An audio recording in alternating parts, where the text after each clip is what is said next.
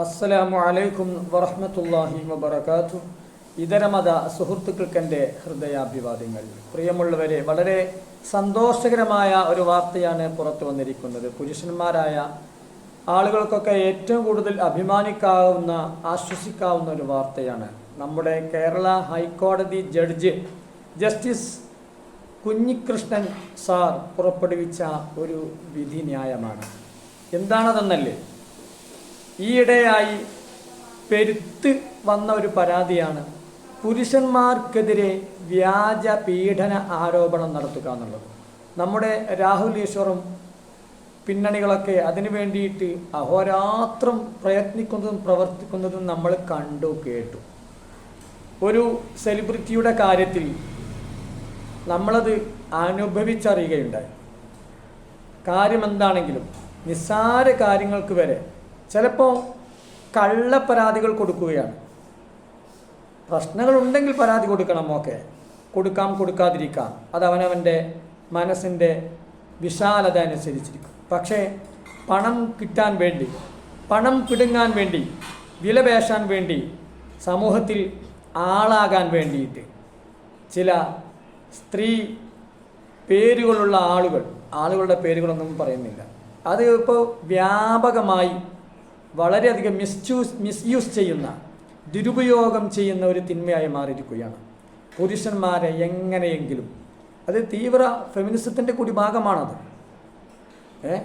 സ്ത്രീപക്ഷ ചിന്താഗതിയുടെ ഒരു ഭാഗം കൂടിയാണത്.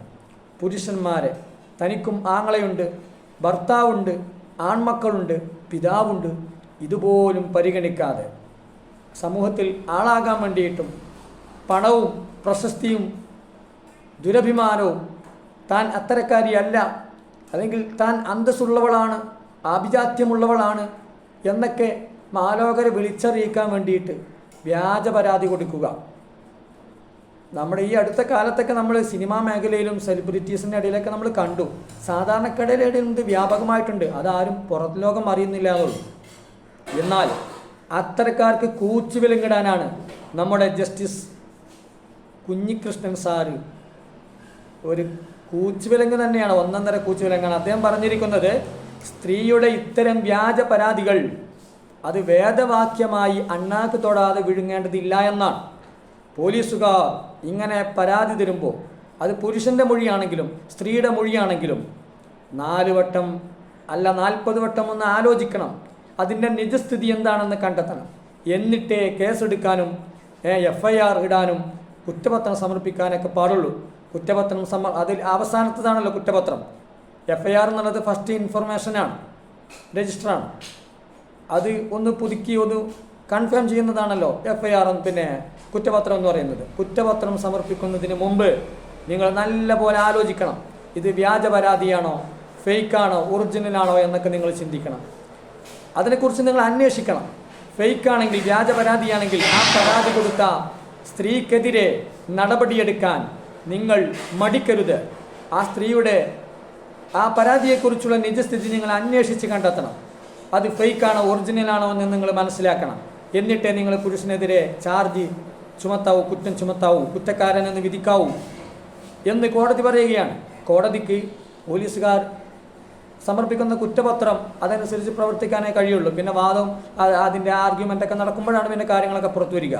ഫസ്റ്റ് അത് തന്നെ കോടതിക്ക് ചെയ്യാൻ കഴിയുള്ളൂ. അതുകൊണ്ടാണ് കോടതി പറഞ്ഞത്, പോലീസുകാരെ, നിങ്ങൾ വ്യാജ പരാതിയുമായി നിങ്ങളെ സമീപിക്കുന്ന സ്ത്രീയുടെ മൊഴി നിങ്ങൾ വേദവാക്യമായി പിന്നെ എടുക്കരുത്, ആക്സെപ്റ്റ് ചെയ്യരുത്. അതിന് മുമ്പ് നിങ്ങൾ 4 അല്ല 40 വട്ടമല്ല 400 വട്ടം ആലോചിക്കണം. കാരണം വ്യാപകമായ വ്യാജ പരാതികൾ പെരുകിയ കാലഘട്ടമാണിത്. അതുകൊണ്ട് ആ സ്ത്രീയുടെ പരാതിയെക്കുറിച്ച് നിങ്ങൾ ശരിക്കും അന്വേഷിക്കണം. കാരണം വ്യാജ പരാതികൾ വ്യാപകമായിട്ടുണ്ട്. വ്യാജ പരാതിയാണെന്ന് ബോധ്യപ്പെട്ട് കഴിഞ്ഞാൽ ആ വ്യാജ പരാതി സമർപ്പിച്ച അല്ലെങ്കിൽ മൊഴി കൊടുത്ത സ്ത്രീക്കെതിരെ നിങ്ങൾ നടപടിയെടുക്കണം, അതിന് മടിക്കരുത് എന്നാണ് ജസ്റ്റിസ് കുഞ്ഞികൃഷ്ണൻ സാറിൻ്റെ പ്രസ്താവന. ആശ്വസിക്കാവുന്നത് തന്നെയാണ്. ഇപ്പോഴെങ്കിലും കോടതിക്ക് അത് ബോധ്യപ്പെട്ടല്ലോ എന്ന് നമുക്ക് ആശ്വസിക്കാം. അപ്പം അങ്ങനെ വ്യാജ പരാതി കൊടുത്തുകൊണ്ട് പണം പിടുങ്ങാം, ആളാവാം, അതിനൊക്കെ വേണ്ടി ഒരുമ്പിട്ടിറങ്ങുന്ന സ്ത്രീകൾക്ക് ഒരു കൂച്ചുവിലങ്ങ് തന്നെയാണ്. ഇവിടെ പുരുഷന്മാരും ഇവിടുത്തെ പിന്നെ എന്താ പറയുക, ഇന്ത്യൻ അല്ലെങ്കിൽ ഭാരതത്തിലെ പിന്നെ സാധാരണക്കാരാണ്. പുരുഷന്മാരും ഇവിടുത്തെ സിവിലിയൻസാണ്. ഞങ്ങൾക്കും ഈ ഇന്ത്യ രാജ്യത്ത് ജീവിക്കാൻ അവകാശമുണ്ട്, ഞങ്ങൾ മനുഷ്യന്മാരാണ് എന്ന് ഞങ്ങൾക്കിപ്പോൾ തോന്നി തുടങ്ങിയിട്ടുണ്ട്. ആ ഒരു ആശ്വാസം ഞങ്ങൾക്കുണ്ട്. മറ്റത് സ്ത്രീ എന്താണ് പറയുന്നത് അതാണ് കേൾക്കുക. അതിന് പ്രത്യേകിച്ച് തെളിവൊന്നും വേണമെന്നില്ല. പ്രത്യേകിച്ച് പോക്സോ കേസിലൊക്കെ അങ്ങനെയാണല്ലോ, തെളിവൊന്നും വേണമെന്നില്ല. അത് ഒരു വേദവാക്യമായി കിട്ടിയിട്ട് ഇടവും വലവും നോക്കാതെ പുരുഷനെ പ്രതിയാക്കി കുരിശിലേറ്റുന്ന ഒരു സ്വഭാവം നാളിതുവരെയായിട്ട് വന്നു പോകുന്നുണ്ട്. അത് കോടതിക്കും ബോധ്യപ്പെട്ടിട്ടുണ്ട്. കീഴ്ക്കോടതിയല്ല, ഹൈക്കോടതിയാണ്. ഹൈക്കോടതിയിലെ ജഡ്ജി കുഞ്ഞികൃഷ്ണൻ സാറാണ് ഇത് വിധിച്ചിട്ടുള്ളത്.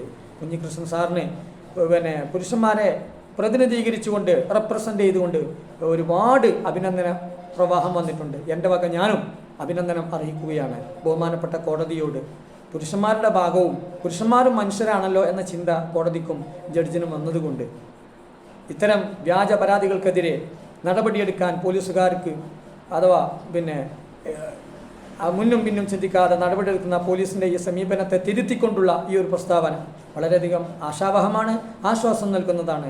ഇത്തരം നീതി വാർത്തകൾ കോടതികളിൽ നിന്ന് വരട്ടെ എന്ന് പ്രാർത്ഥിച്ചുകൊണ്ട് ആശംസിച്ചുകൊണ്ട് മറ്റൊരു വിഷയമായി വരുന്നവരെ അസ്സലാമു അലൈക്കും വറഹ്മത്തുള്ളാഹി.